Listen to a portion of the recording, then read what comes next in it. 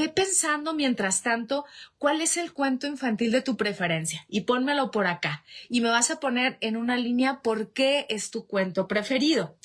Decíamos ahorita que todas estas estructuras que nos retratan psicológicamente los mitos, por ejemplo, los cuentos, muchas veces son potencialidades, son deseos, anhelos, aspiraciones a los que nosotros queremos llegar, pero que simplemente por algunos aspectos de la vida y de lo cotidiano no tenemos acceso a eso, que era lo que ocurría por ejemplo, en la época en donde los griegos tenían a todas estas deidades, lo que hacían era ritualizar la deidad y lo que estaban ritualizando de manera no consciente eran todas esas posibilidades. Tú querías ser una persona sabia, entonces de alguna manera hacías un ritual para Atenea. Querías representar esta belleza, hoy que vamos a hablar de la Bella y la Bestia, pues era Afrodita, o esta fuerza, este poder, incluso hasta tiranía, pues era Zeus, o al tiempo, Cronos, ¿ok?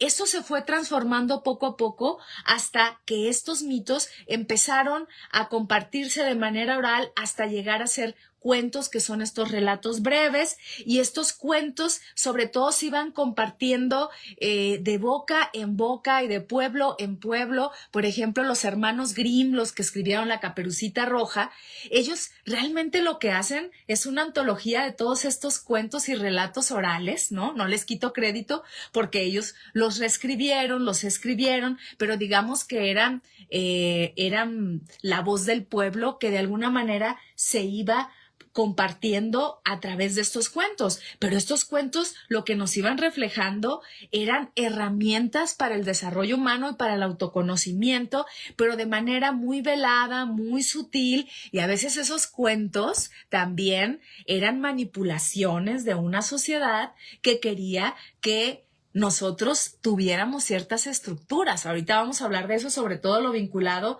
con la belleza, porque vamos a hablar de La Bella y la Bestia. Como les decía la semana pasada, hablamos del patito feo.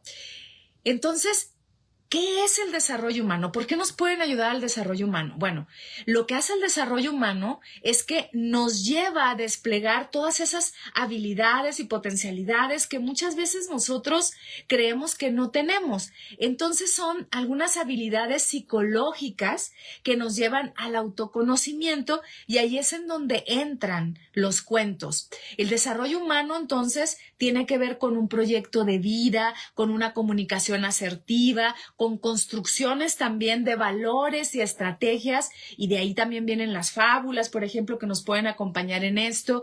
También mantenernos en una sociedad en donde podamos nosotros construir relaciones humanas funcionales. ¿Ok? Ese es el desarrollo humano, es el despliegue de nuestro potencial a partir de ciertas habilidades. Pero ¿cómo vamos a desplegar eso si ni siquiera nos detenemos jamás? Si ni siquiera nos detenemos a saber quiénes somos. Por eso este programa se llama Conócete, y esto nos va a acompañar en ese proceso. Entonces veamos, ¿qué es lo que nosotros hacemos a partir de leer un cuento? No nos damos cuenta que cuando estamos vinculándonos con una historia, de alguna manera nos va impactando. Por eso a mí me gusta compartirles, y voy a hacer un programa, aunque ya he hablado sobre esto, de cómo podemos lograr una lectura de conexión, en lugar de una lectura rápida, una lectura que a veces le llamamos de comprensión, pero no necesariamente de reflexión. ¿Qué me está dejando a mí? ¿A qué me convoca eso, no? A lo mejor la próxima semana hablamos de cómo lograr una lectura de conexión que curiosamente me va a llevar a leer más y me va a generar un hábito de la lectura, porque lo que queremos ahora es una lectura rápida. Entonces te preguntan, ¿cuántos libros has leído? En una lectura de conexión no importan los cuántos libros has leído, sino qué te ha dejado cada lectura, y esto se vincula también con la idea de la biblioterapia. Cuando hablamos nosotros de cuentos para el desarrollo humano, estamos hablando de eso. Estamos hablando de que cada historia nos lleve a reflejarnos y nos lleve también a cuestionarnos quiénes estamos siendo. Entonces, la mitología y la literatura de alguna manera se van tejiendo con esta intención o con este propósito. Por eso mitología también abarca el término logos, que quiere decir hablar, razonar, discurrir, pero al mismo tiempo nos habla de un sentido de vida. Platón utilizaba sus alegorías o mitos para poder compartir su filosofía.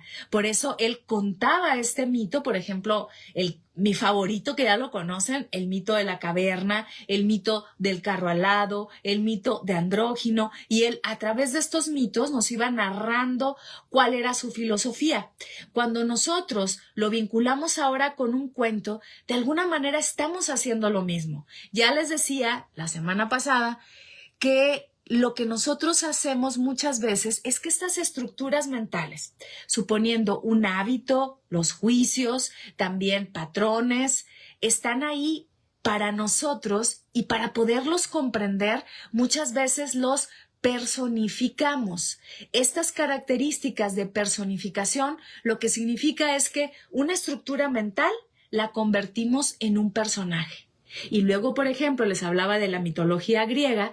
Cuando nosotros queremos tener una fuerza, una valentía, lo que estamos haciendo al personificar la valentía, por ejemplo, los griegos la personificaban con Ares, que era el dios de la guerra, el dios de la valentía, que luego se convierte en amante de la belleza, que es Afrodita, ¿no? Entonces, fíjense, la valentía con la belleza, ¿qué nos está diciendo?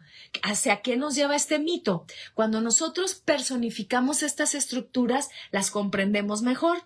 Incluso, por acá si hay algunos que se dedican a la psicoterapia, sobre todo a la psicoterapia humanista, ustedes saben que hay ciertas herramientas como el psicodrama que nos ayudan a personificar estas estructuras que a veces son inefables en el proceso de la terapia.